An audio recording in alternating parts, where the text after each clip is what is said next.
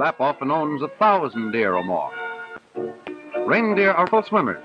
Place, sometimes thousands may be seen crossing the rivers before they can find grasses and moss in the open. The Lapps are forced to follow where the reindeer lead. It's impossible to keep the herd back when it suddenly decides. A herd will some defense purposes. These are shed during, therefore depend mostly for defense on their fore, which can be very dangerous. When attacked, they will rear up on their hind legs and attempt to trample the enemy. This is the sport of sports in Lapland. Not only a sport, but the fastest means of transportation north of the 70th latitude.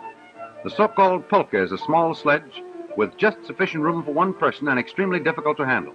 Only one thing used, and two speeds, fast and faster. We have finally arrived at a spot where the reindeer moss is visible and more easily obtained.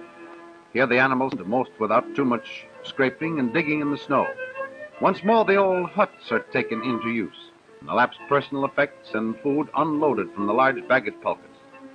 These huts are scattered all around the mountain country and only occupied during that period that the reindeer chooses to graze in the neighboring countryside.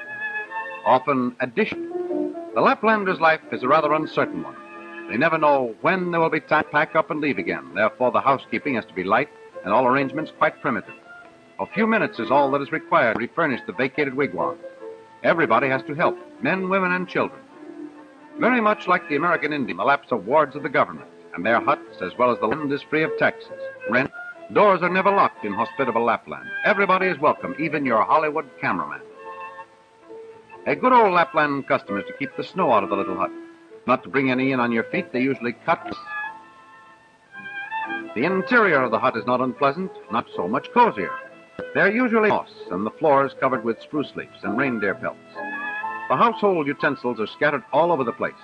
All necessary light comes from the smoke escape above. The open fire is built directly below it, and it usually keeps burning day and night. Reindeer meat is naturally the main course on their menu. The most important seems to be the coffee. It's a rather funny thing that coffee should mean so much to these people when no coffee is grown anywhere in northern Europe. The coffee pot is hot day and night, and it is said that these people drink more coffee than any other people in the world. They use salt instead of sugar and no cream. The Laplander's life is strenuous and bedtime comes early. All they do is curl up on their reindeer pelts and call it a day. No such frivolity as taking their clothes off. No, not until spring comes around again. Then the time comes for the annual slaughter of the animals. Each year, hundreds are killed for the benefit of the family purse. Many different herds are brought together from all directions belonging to many owners. Of course, they're all branded, very much like the American cattle. The meat is shipped all over the world, and the hides are sent to Swedish tanneries, where gloves and other products are made from them. Often as many as 10,000 reindeer are gathered on one spot, the most desirable ones picked out.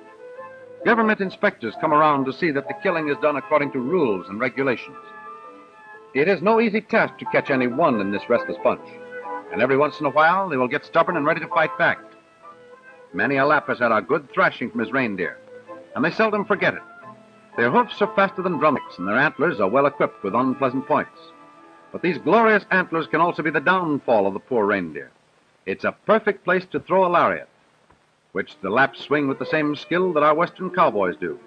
Every part of the reindeer is used in some or other, even the sinews and hair, the former being sold to merchants who export them for thread-in surgery, and the latter being disposed of in large quantities for the stuffing of life belts. For the hair of the reindeer is a hollow tube and filled with air and unsinkable.